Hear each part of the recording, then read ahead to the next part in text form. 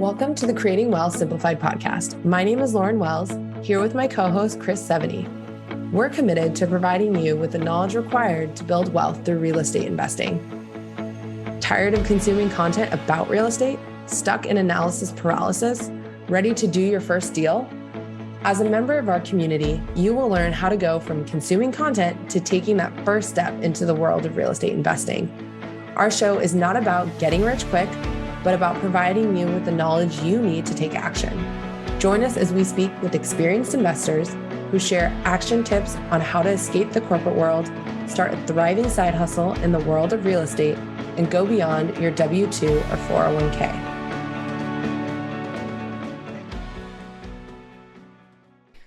Welcome back, everybody, to another episode of the Creating Wealth Simplified Podcast. I am your host, Chris Seveny. And today I'm going to talk about a topic near and dear to my heart, which is balancing note investing or real estate investing with a full-time job. And for those that don't know, share a little story about me. I have always been in real estate. I started my career in the late 90s working for a large commercial contractor as a project manager. And people ask, Chris, what did you do? I always would joke, I'm the guy in the white shirt and tie on a construction site, with that goofy hard hat that looks like they do nothing, which that was furthest from the case because we did all the behind the scenes management of that project. I did that for 15 years. I worked for real estate developers for about another 10 years. I ran a multifamily division. I ran a family office portfolio. So always been in real estate as my full-time job. So when I started my side hustle in real estate, I had that experience. So I look at it from a perspective of I had the tools, the contacts, and everything in between to be able to succinctly and easily move into having my own portfolio. Now, I want to start and say and acknowledge there are a lot of challenges when managing your investments alongside a demanding career. Not only a demanding career, but also family, being a good spouse, being a good parent, being a good friend. It's hard. Now, I'll also say that people probably spend a lot of time relaxing or, resting their brain on things like the TV or the internet and death scrolling, where if you took some of that time and transferred it over to education, it's amazing that life-changing it can be. And for me, that's what happened, where, up until I was, late 30s when I started getting involved in real estate, I'd work my butt off, 60 plus hours a week. I'd come home after kids, spend time with the kids, the wife, and so forth. I was exhausted. So what I do, lay down, clicker, turn on something on the TV, a movie that I probably saw 700 times, and just vegged out. I wasn't reading books. I wasn't educating myself. I wasn't doing myself any better. I was falling into the area of, hey, I'm just going to be a full-time job guy and not have a side career. And I'm a Gen Xer. And I think a lot of Gen Xers follow that. Today, Gen Zs, millennials, and I don't even know what the other ones are called. People now are learning that, hey, look, people have side hustles because, working 9 to 5, or what I say, the 40-40-40 rule, 40 hours a week for 40 years, for 40% of your income, not going to get you very far. But there is also, when you're doing this dual commitment, got to acknowledge the time and the mental energy required for both. And I'll say for the three-legged stool: work, family, and your side hustle. And it's interesting because when people say, well, why real estate, Chris, or why note investing for yourself? And for me, especially note investing, the potential for the income and wealth building. And it's active, but it's also manageable, where many of the things in note investing don't have strict time restrictions on them. There's deadlines, but there's not typically deadlines where all hell can break loose. But the most important feature for me is, and for most people, the flexibility in managing investments remotely. You can do node investing anywhere in the world as long as you have an internet connection. So which is pretty much everywhere, compared to traditional real estate. Now, you can still do real estate, but it's a lot harder. And here's why. People ask, well, how can you do it anywhere? Well, when you're a lender, you can't knock on someone's door and say, let me come see the inside of your house. Okay? So based on that, you send somebody by the property, typically to take photos of the property. When you're bidding on assets, there's typically a deadline. It's not a, hey, first come, first serve. So that's why, for me, the flexibility for node investing made that dual commitment easier. Okay, Chris, that's great. But what are some of the balances? What are some of the challenges? You make it sound too easy. And trust me, I am not. There are a ton of common pain points for investors that have full-time jobs. One is time management. Finding the hours for the research, the due diligence, the follow-up. And it's like anything when you're trying to educate yourself. You can't do it for a week, take 2 months off, and kick back into it. You need to be consistent. It's like working out. You can't work out for a week, come back a month later and think like, okay, I'm going to be back where I was. You're probably starting over again. So that's probably the best analogy I can think of is, it's the consistency, getting up every day and setting time to do those things. Of course, life happens. There's a stress of managing unexpected issues in every facet of life. In work, somebody leaves and you have to take over someone else's role. Issues arise at work where project deadlines or things happen. Family gets sick, we're on vacation, kids' new sports, those times change, all of those things. And then note investing, say you're doing performing loans, they go non-performing, you got delinquent borrowers, you got property repairs, many different things that life happens in every situation or scenario. And Murphy's Law, they all happen at the same time. And then you just feel overwhelmed. They're like, I can't do this. And when people get overwhelmed and can't do this, what do? A lot of times they crawl up into a ball and get analysis paralysis and do nothing. And that is the worst thing you can do because you've got your family to take care of, your job, and your investments. So how did I do it?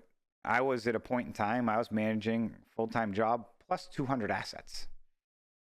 So I was really rocking and rolling.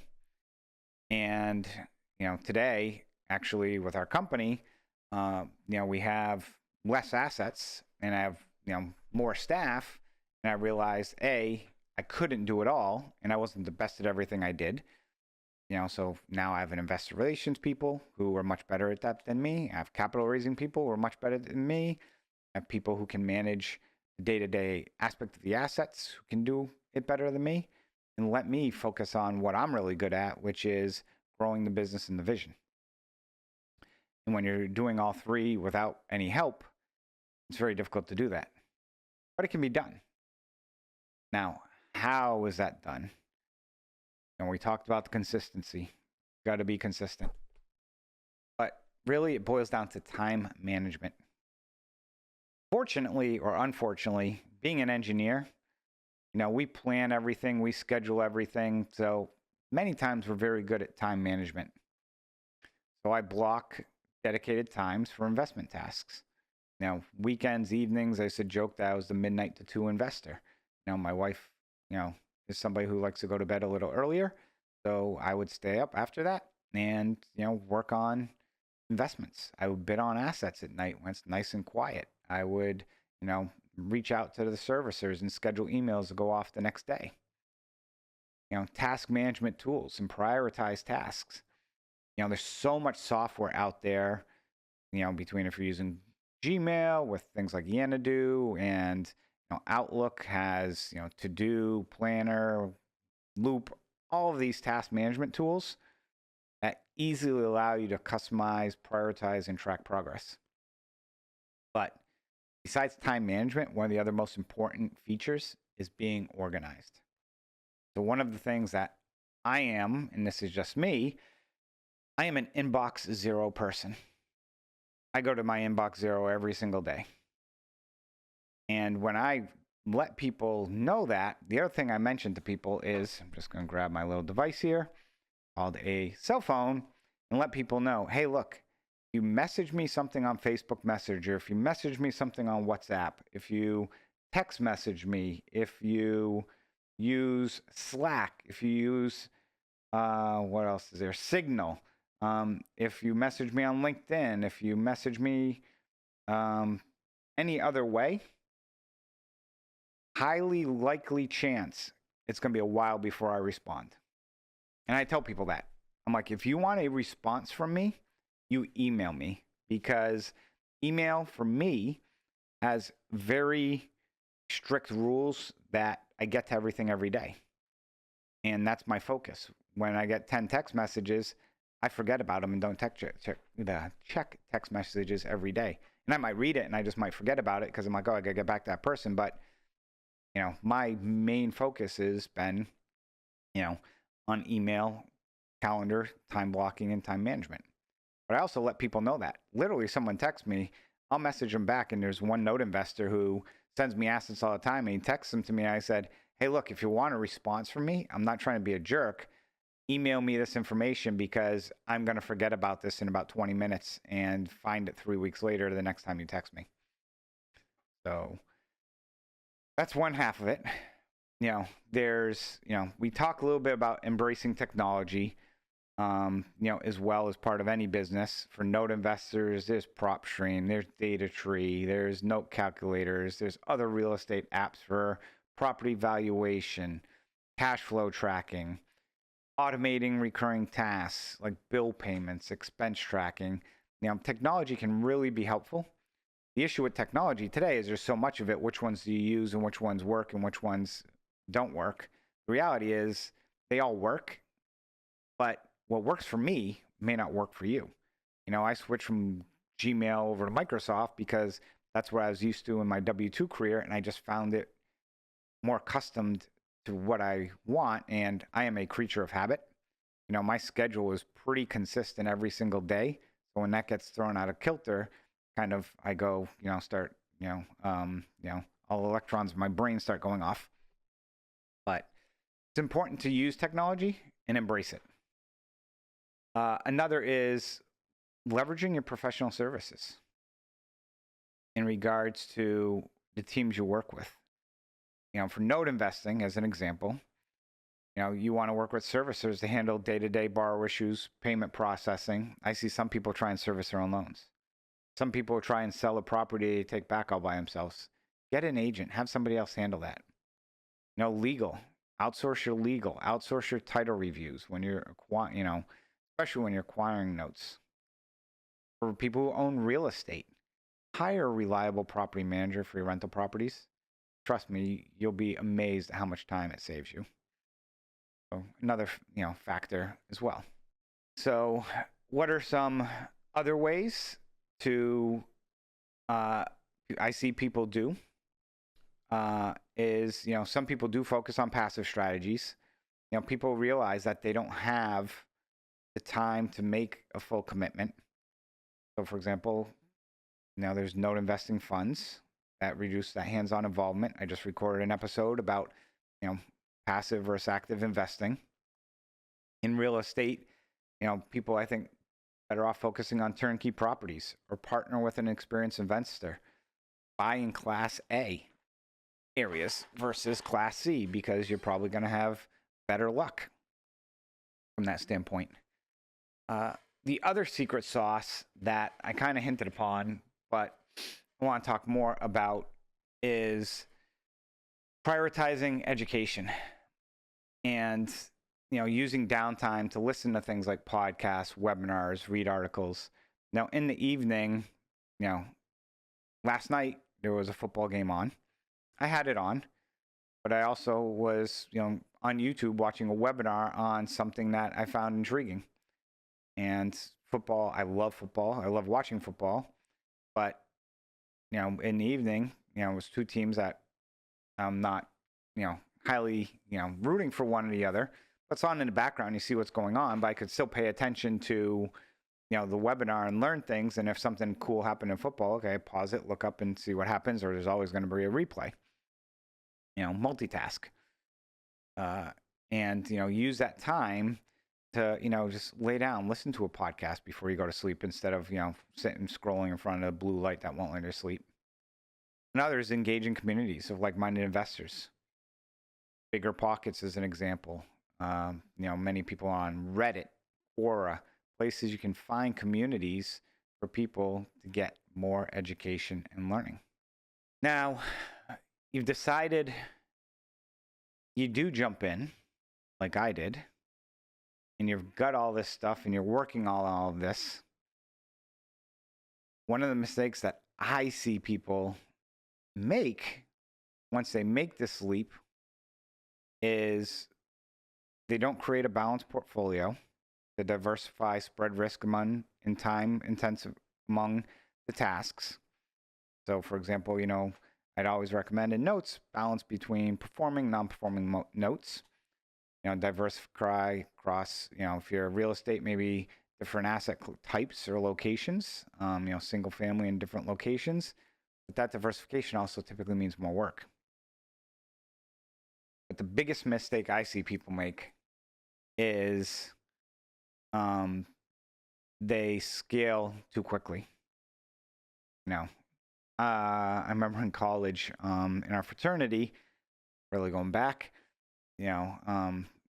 I think somebody made a comment like, start small, think big, where you want to start small, but have that big mindset, but just understand you can't get to that top of the mountain immediately. And I see people either leave their job too early, which is a common theme because they think they got it, or they might have some early success, especially when somebody is looking to raise money to bring in some additional capital. And what I mean by that is they're doing their notes, going well, and they're like, go and start a fund and raise $1 million. I had this, went and raised $1 million. I'm like, oh, $1 million, that was actually pretty easy. Yeah, because of people who knew you, friends and family. But then all of a sudden you try and raise 5 and you realize, uh-oh, I can't do it. It's not working. I'm stuck. I hit a glass ceiling at $1 million. And, I know one investor on the West Coast who did that and all of a sudden was like, uh-oh, because they left their job and then they end up having to go back to find another job where I think they probably really liked the job they were in, but was like, hey, I want to take a risk on this and, went for something else. So got to be careful on that.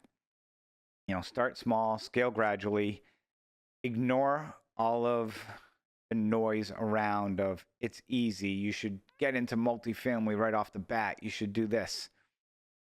You don't know what you don't know. So keep your balanced portfolio, manage your risk, and grow at a pace you're comfortable with. So we wrap up this episode.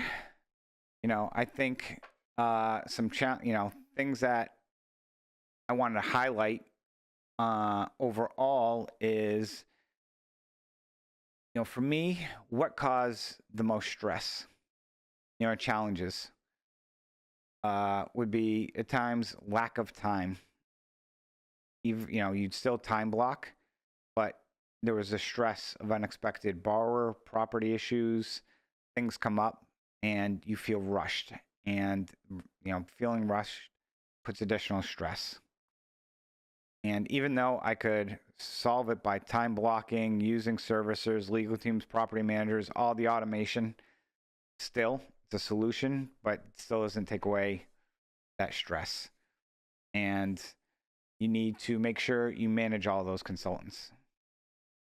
Because I think the mindset for success that people need, and if this is the one takeaway for people from this episode, is acknowledge that time is your most valuable asset. It's not money. You can always get more money. Most people, if somebody finds a way to get more time, then, wow, that's awesome. But remember that time is your most valuable asset. And I recommend people be proactive about, learning not only about the trades or what you want to be involved in, but the systems that can save you time, reduce stress as well. Because at the end of the day, it boils down to that time management, outsourcing, technology allow you to focus. And if you can do it and do it right, it will end up relieving stress, relieve some of that financial strain, and set you up in the future to be better off. But balancing a full-time job and investing is challenging. But with the right tools, the right mindset, you can build wealth without the burnout. So those listening, I'd love to hear if you're going down this path, share your journey, with us, with the community, on our Facebook group, on LinkedIn. And also, if somebody's got any tool or something they use that they've implemented that has helped them greatly in their business, leave it in the comments. Thanks for listening or watching this episode of Creating Wealth Simplified. As always, leave us a review, follow us on YouTube, and follow us on your favorite listening station. Take care, everyone, and I'll catch you on the next one.